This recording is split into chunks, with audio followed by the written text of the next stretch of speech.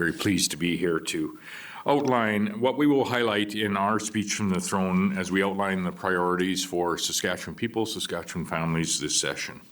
Firstly, it's important for us to note and recognize that Saskatchewan continues to have the strongest economy in our nation of Canada, and we also are the most affordable jurisdiction, the most affordable province, with some of the lowest utility costs and lowest rents among and compared to other major cities across Canada.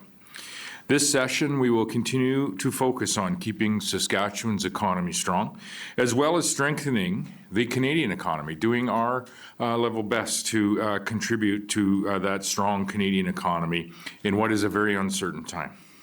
We'll do this through enhancing opportunities for internal trade legislation that will promote removing any remaining trade barriers that we may see between our provinces and making it easier for businesses in Saskatchewan to do business across Canada, literally from coast to coast to coast, as well as we will continue to focus on expanding and maintaining those export markets that we have in over 160 countries around the world.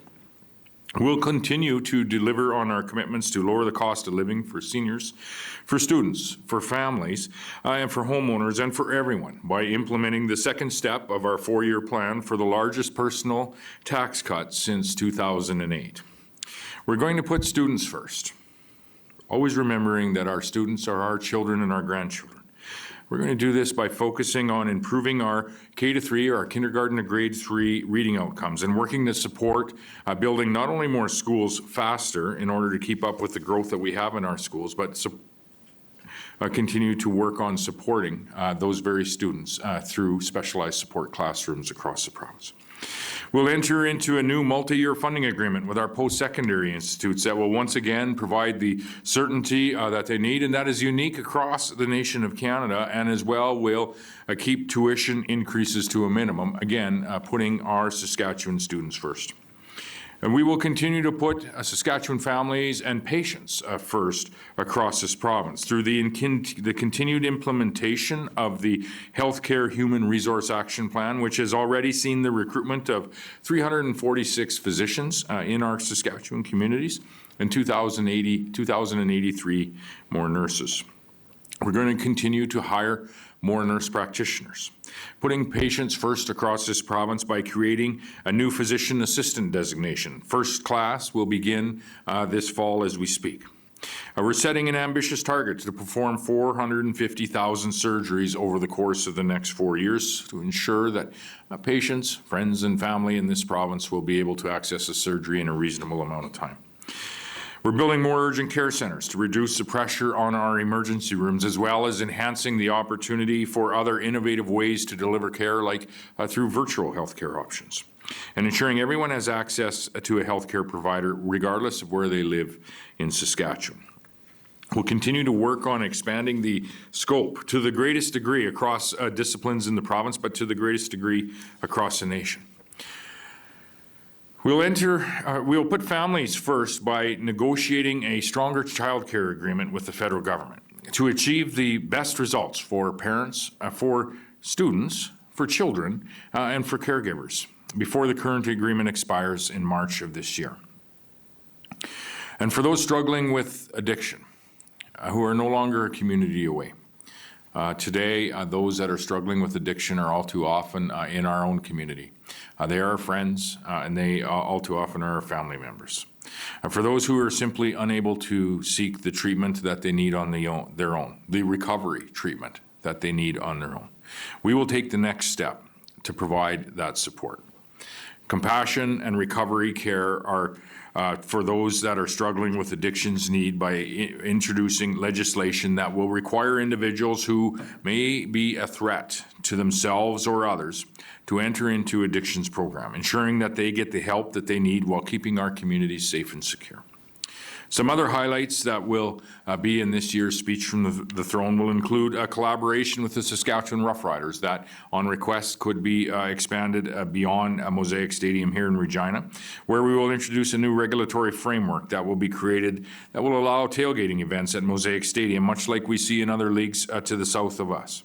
This will happen. This tailgating events at Mosaic Stadium would be available prior to games to ensure that fans can have as much safe fun as possible, while always, as we say, keeping our communities and our families safe. So, in conclusion, the priorities that we'll be putting forward in this year's speech from the throne on behalf of what we have heard from Saskatchewan people will be to ensure that Saskatchewan remains strong, remains safe, and remains secure.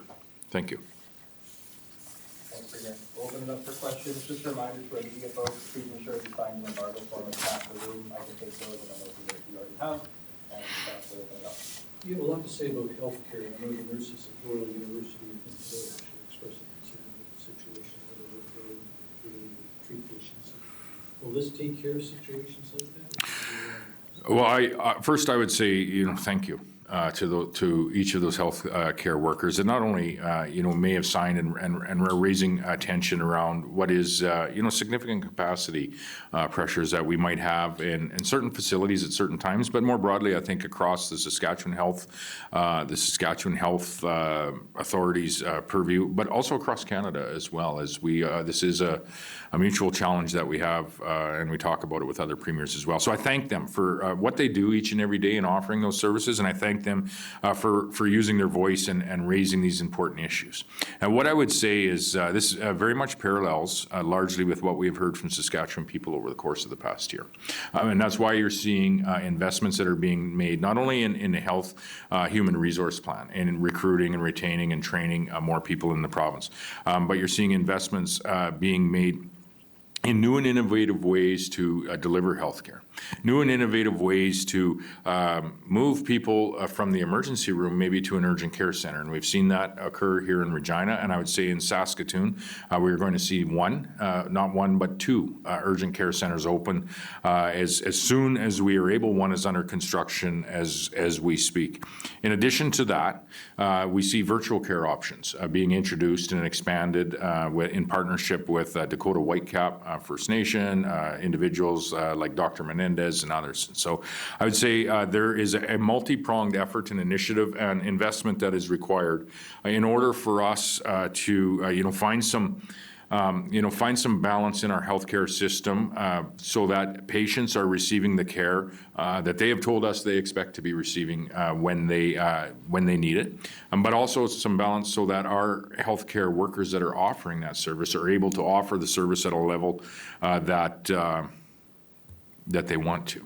And so the investments are being made, I would say, not only in the existing infrastructure that we have, the 109 additional acute care beds in Saskatoon, the urgent care centers, which is a new and innovative way to deliver urgent care to remove people from our emergency rooms, as well as virtual care that is going to offer up additional opportunities for people to be able to access a healthcare practitioner. We're going to keep working on recruiting more healthcare practitioners across the board, expanding the scope of all of our healthcare practitioners to ensure that they're working at the maximum scope allowable in Canada, so that all of our healthcare practitioners, professionals that we have, are able to see the patients within the scope that they can practice in this nation. And on the international trade front, I know the speech makes reference to how the whole world has kind of changed from tariffs. How much could you do, and how much attention will you be given in this session? I know you mentioned removing provincial trade barriers, or I guess that's what you call it. Is there anything else you might be thinking? Yes, the interprovincial trade barriers is an area where there's much discussion at our level and others, and we are signatories to not only the New West Partnership but the Canada Free Trade Agreement as well. The New West Partnership being a little bit more expansive in the way of mobility of professions, and I would say on the procurement front. Internationally, which is really what has changed in the last few years. In the last couple of years, we as a government, and I think Saskatchewan people, have felt that we had a number of things that were happening and being done to us by our federal government that we didn't like very much, and were having an impact on our economy.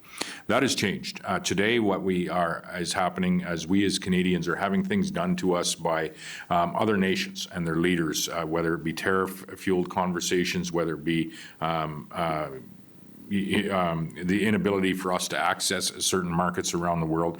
And this is a true opportunity for us to come together as Canadians to defend the economic interests that we have from coast to coast to coast. And I think you're very much seeing this level of government in Saskatchewan doing our level best to support the federal government in being successful in some of those trade negotiations, whether it be in the United States of America or China, which are our largest markets, number one and number two, but we have 160 other markets that are of interest to our province as well.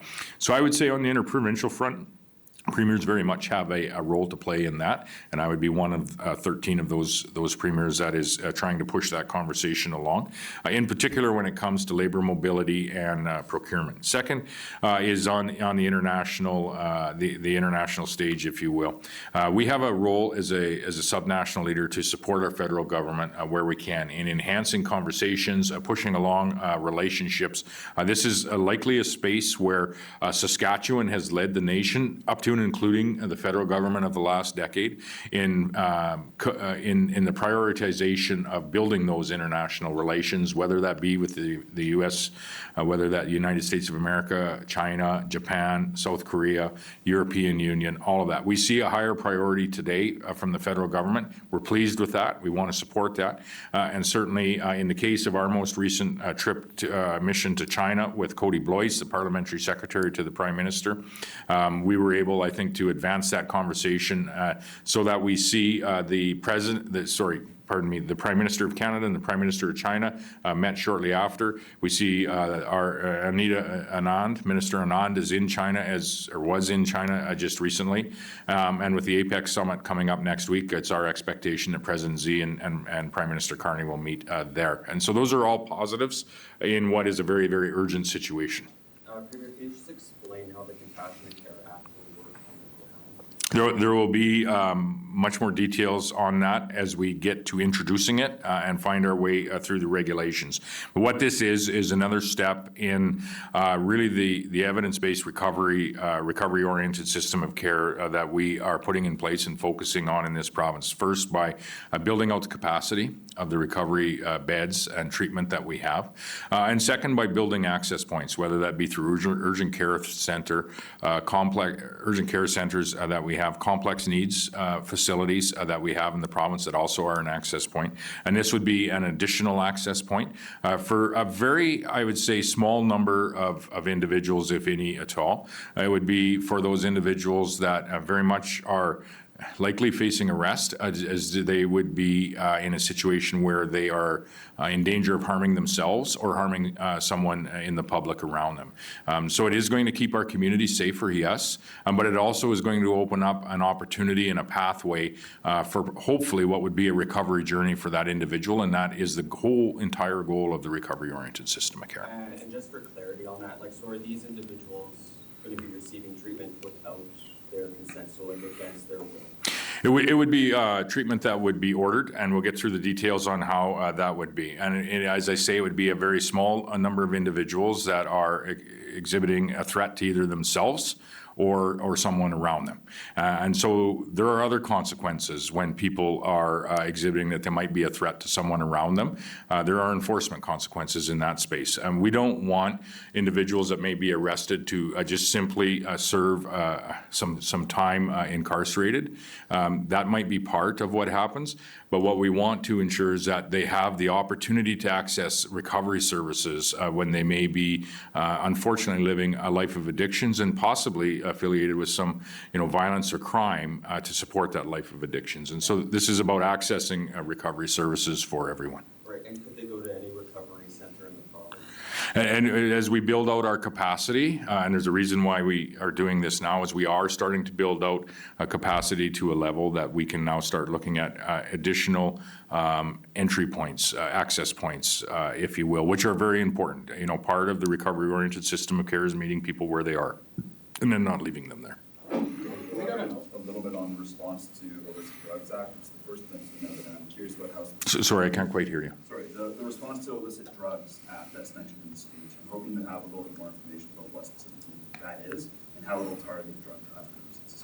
Yeah, and again, the details specific to that piece of legislation will come as it is introduced. But this would be really the second focus that we have when it comes to, addressing some of the drug-fueled criminal behavior that we're seeing, not just in Saskatchewan, but across Canada. Is to open up the recovery opportunities and all the access points to that. Second is enforcement. In particular, for those that are bringing these poisonous drugs into our community. That's why you've seen enabling legislation like the Street Weapons Act, Safer Communities Act that have come into place are really to streamline the enforcement opportunities that our police officers in our communities have. That's why you've seen the investment of 180 RCMP officers and over 100 municipal officers and the Saskatchewan Marshal Services, so that we have that enforcement power to keep our community safe. And so it really is two focuses to it, and this will be another enabling piece of legislation for our enforcement officers, whichever entity they might work with, to remove the drugs. And I've said the goal is to eradicate crystal meth and fentanyl and opioids from our communities. That is the goal, and it might be an aspirational goal, but it doesn't mean that it shouldn't be the goal. And so traffickers and such, this will be an enabling piece of legislation that is going to make it more difficult and more problematic for those that choose to bring these poisonous drugs into Saskatchewan. You mentioned trying to do level best to contribute to the national economy as well. I'm kind of curious about how you balance the desire to remove EV tariffs with the canola tariffs currently, and how you sort of balance those two things. Well, it's a pretty easy balance. The canola industry is very real. It's been here. It's a mature industry. It's employing 200,000 people. Over $40 billion of GDP contributed to our nation. It's a very real, tangible industry that is providing paychecks for Saskatchewan and Canadian, I would say largely Canadian families. The EV industry that we see today has no such record. And so, I've talked with other premiers, in particular Premier Ford, and we all have a job to do in defending our regional interests, but we also have a job to do as we are Canadians first, is to have some, open and frank discussions on, what the future is going to look like for all of us. Well, the future for us, most certainly in this province, in this nation, is going to involve market access.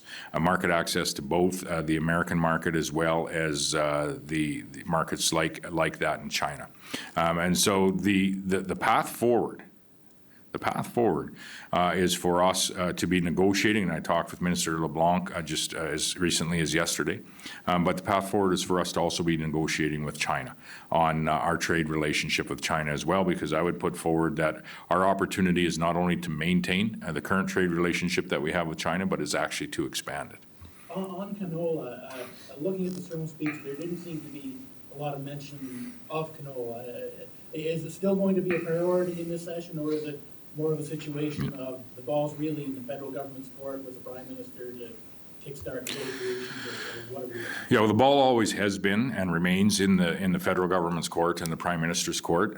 The role that we play in that, and I would say that canola is always going to be a priority for Saskatchewan and even beyond Saskatchewan, the prairie provinces into Ontario and British Columbia, but primarily for Saskatchewan. And you've seen Saskatchewan and the Saskatchewan government take the lead on fostering relations and making introductions essentially in our time in China between the federal government and connections that we have been able to build over the last decade and a half in that country. And so our work is to support the federal government in their negotiations with China, to support the federal government in their negotiations with the United States of America. And in this case, those negotiations are to some degree connected directly or indirectly. And so that is the work that we are doing. But to answer your question, is canola a priority for this government? Absolutely. That's why there's one premier in this nation that has been in China in the last 6 years. That's why there's one premier that has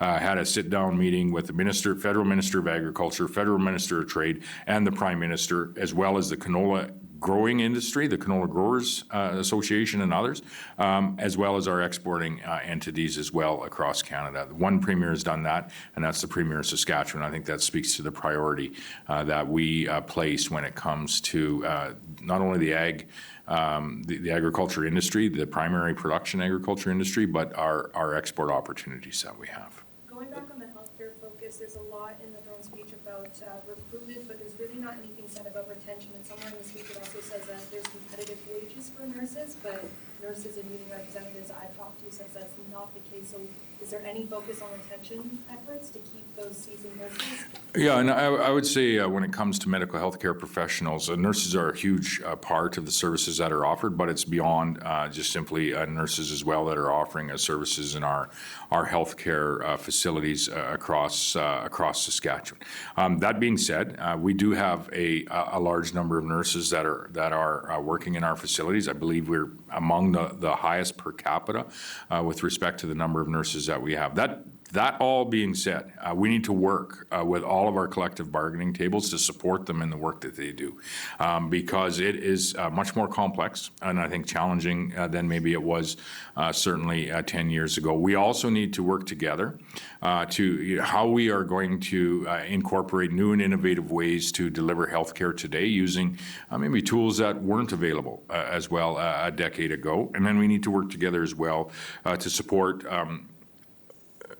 new complex issues that are with real people, family and friends that are coming through the front doors of our healthcare facilities, like mental health care, ultimately addictions, and you're seeing that in some of the recovery-based space, as well as the urgent care having an access point for those types of services as well. And so we need to work more closely, I think, together with whether it be the collective bargaining units or the individuals that are actually offering the services directly in our facilities, linking that with what we're hearing from Saskatchewan families and really listening to Saskatchewan families as to the level of care that they expect, the access to primary health care providers that they expect regardless of where they live, and then using that investment that we have in the people that are offering that service in new and innovative ways and bringing that all together for hopefully what will be a successfully operating system. This is not a challenge that is unique to Saskatchewan, as I said. It is a challenge across Canada. And I would say in many cases, Saskatchewan may be improving our situation when it comes to shrinking our wait times on the surgical list, our recruitment numbers that are coming in. But we have more to do. We're also a growing province, and we need to realize that we have more to do, and that's why you're seeing the expansion of acute care beds at City Hospital, the addition of acute care beds at the Prince Albert Hospital. And now we really need to see our recruitment agency doing some incredible work in bringing in people to fill the positions that are going to be required. So it is about retention, it is about recruitment, it is about training, and it is about incentivizing a number of those harder to recruit positions around the province. But it's also about expanding how we're delivering care, and I think we're seeing that more today than maybe we've seen in the last decade. Could you tell me a little bit more about expanding the definition of interpersonal violence and what's in there and how this is going to help people? Again, as we move into introducing the actual legislation, you will see the details on and ultimately into committee on the regulations that are involved in many of these bills that are here.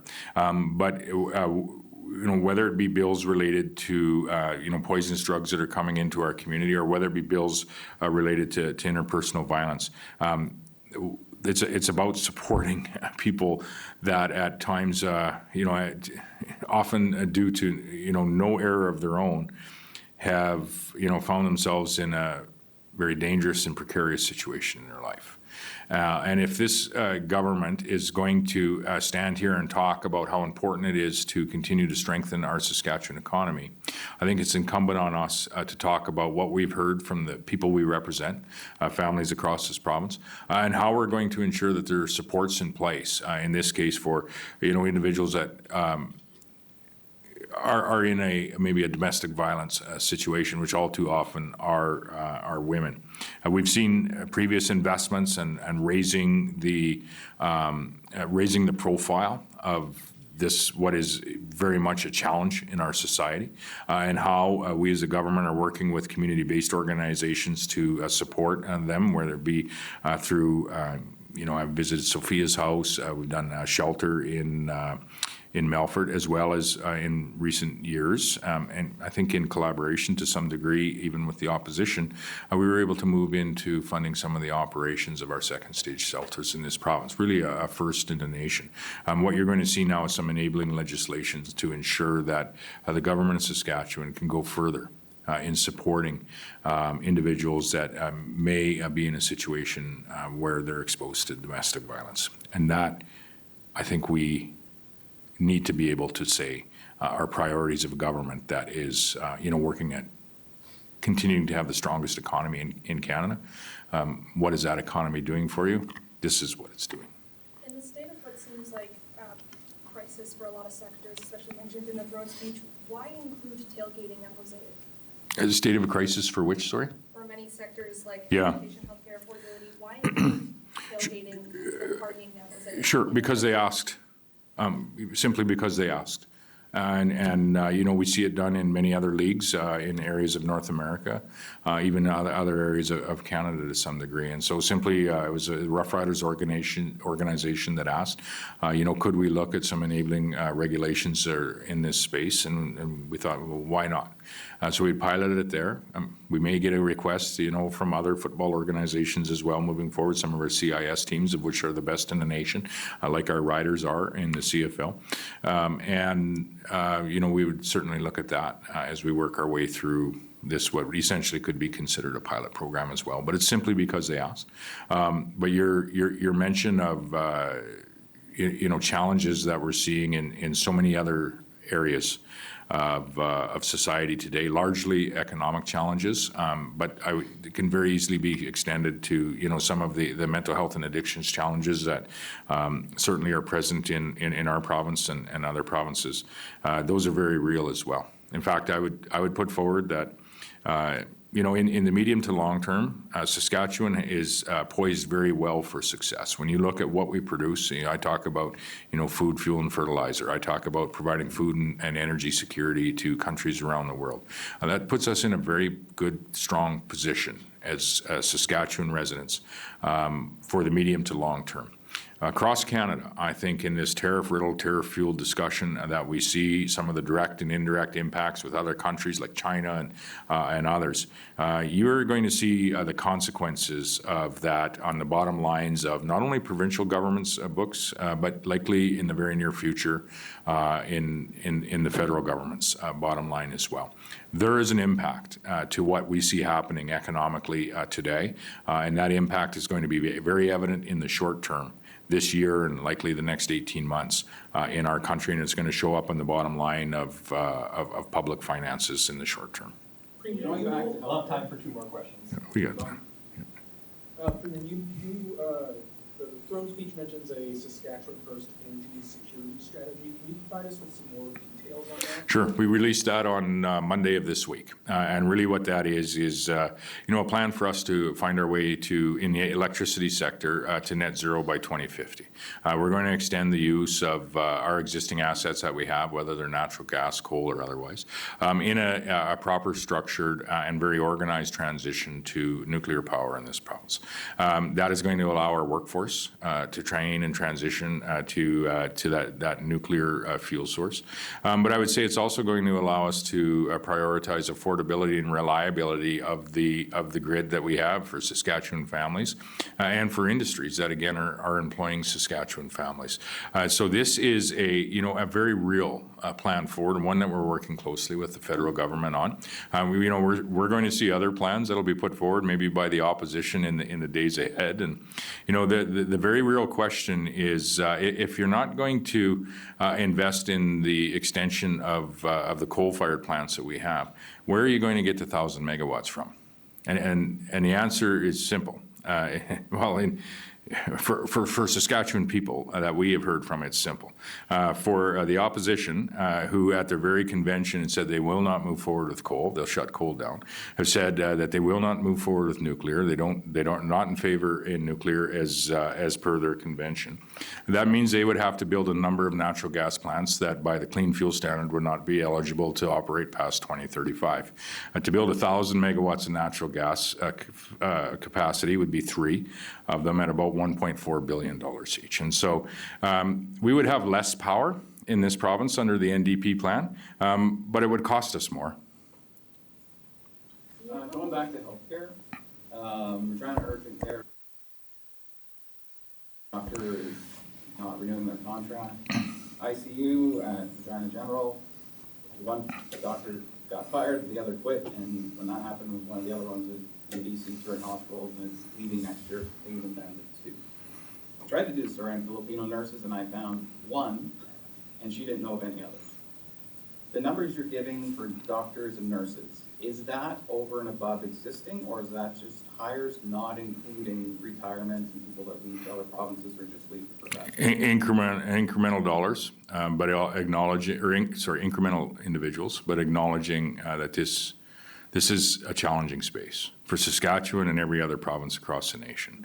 A challenging space for each of us as provinces to be increasing in a number of physicians, a number of nurses, nurse practitioners, all of the healthcare providers that we have, whether they be international recruits, whether they be Saskatchewan grads, or whether they be people that we simply are able to keep here for a longer period of time.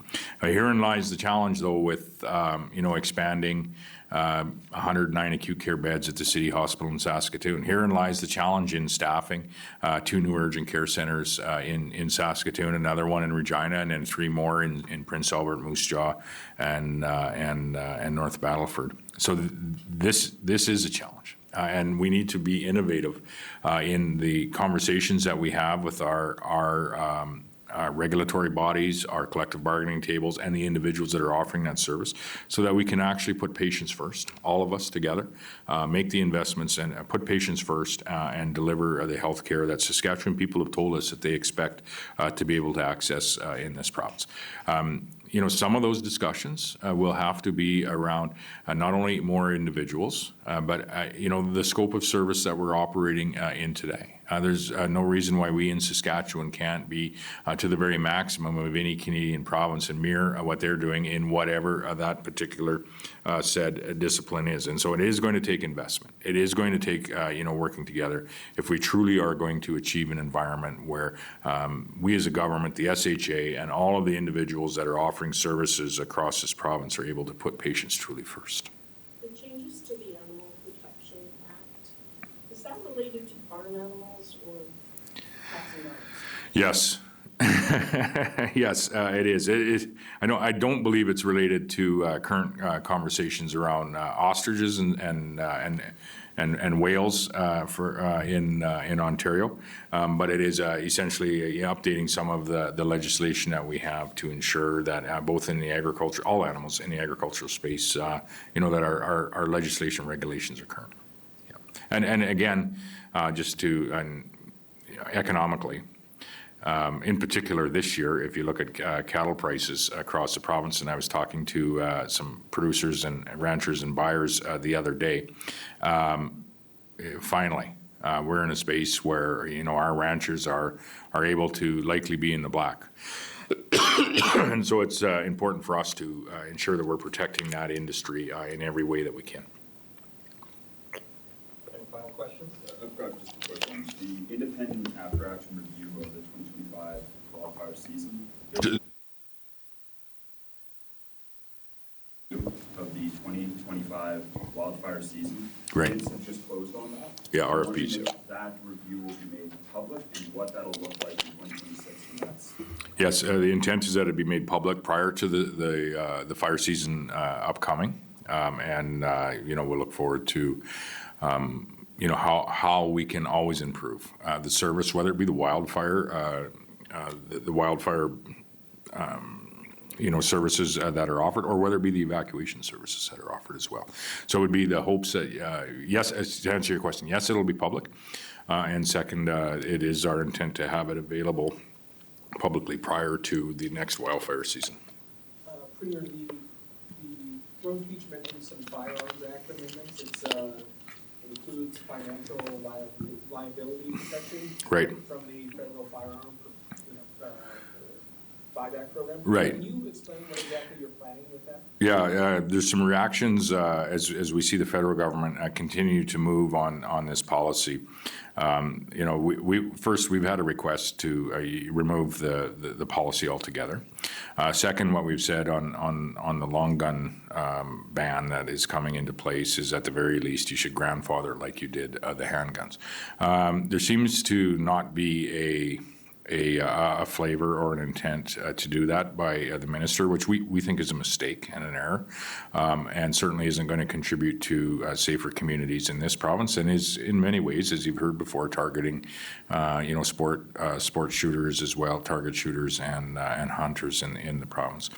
And so we're continuing to react to protect Saskatchewan people that own firearms, and you'll see us continuing to react to shield them from this federal legislation that we feel first should go away, and go after the real criminals that have guns that aren't registered.